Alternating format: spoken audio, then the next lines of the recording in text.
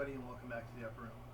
This week, I wanted to talk about a scripture reference when Jesus cleanses a leper. Now, I wanted to bring this up because it's relevant right now in our times. Everyone's really nervous about catching other diseases and catching COVID-19, and so everyone's practicing social distancing, which is the right thing for us to do. But I would like to read you this scripture verse on Jesus cleansing the leper, and I would also like to read you two saints' commentary on the subject.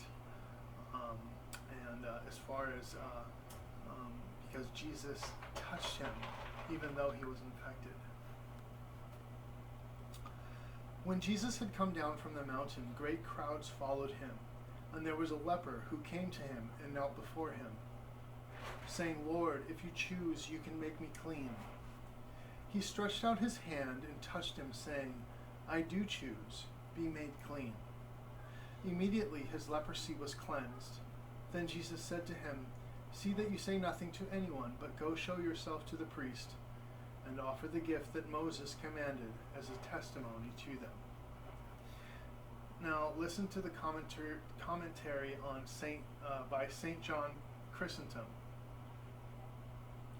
They were astonished most of all at his authority, unlike Moses or the prophets.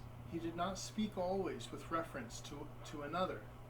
On the contrary, he indicates everywhere that he himself has the power of deciding. Everywhere that he himself has the power of deciding when setting forth his laws. For instance, his pattern is, "You have heard that it was said, but I say to you." And when he speaks of the judgment day, he speaks of himself as the judge, able to bestow both punishments and honor.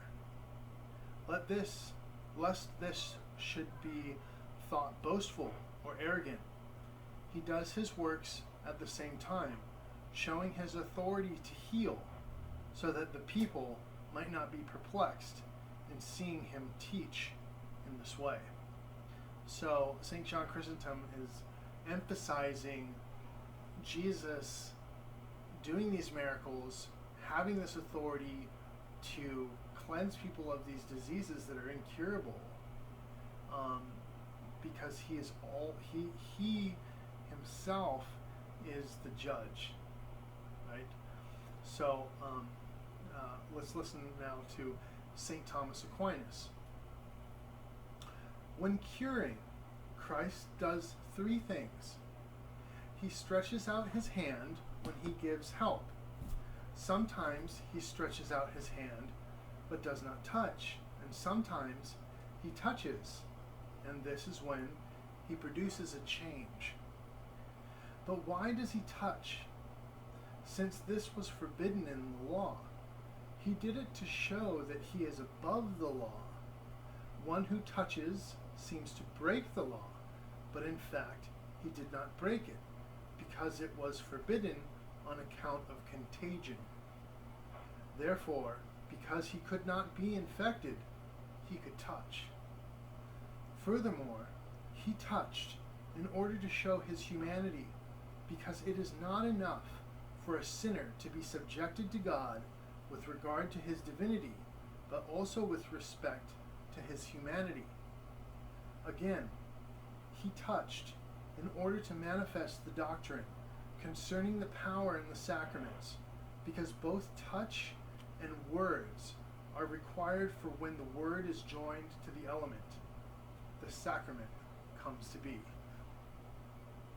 These are two very profound insights on how it is that Jesus can cleanse the leper, or cleanse someone with a disease, or can touch someone who is contagious with these things, and he himself not get sick, because he is above all these things. He is the one that is the judge to say, you should be healed, you should be clean, you should be set free. I set you free, right? And he gave his disciples this same authority, where they went through the town, different towns, healing people, casting out demons, laying their hands on people, and telling them that their sins are forgiven, because Jesus gave them that power. That's why we go to a priest in confession, because they have that same authority passed down from generation to generation. That's what happens in a priest's ordination. They receive the laying of the hands on them from the bishop, who was ordained by someone, who was ordained by someone, who was ordained by someone, all the way back to the apostles, Peter, James, John, all of them, directly to Jesus. So the Catholic Church has a record of that.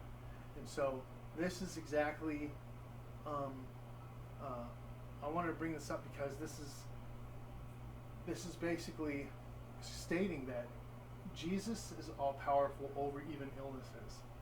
And even the greatest of saints could see that and even could explain it. Why? So pray to Jesus during COVID-19, during this lockdown, and know that if your family member is sick, that Jesus is greater than that illness. The question is, how great is your faith? I'd just like to let you know that I got those readings from the New Word on Fire Bible. My new book on the Rosary, A Walk Through the Mysteries, is out also. Pick up a copy of that. And check out my t-shirt store, mygleam.com.co, and pick up a shirt. See you next week.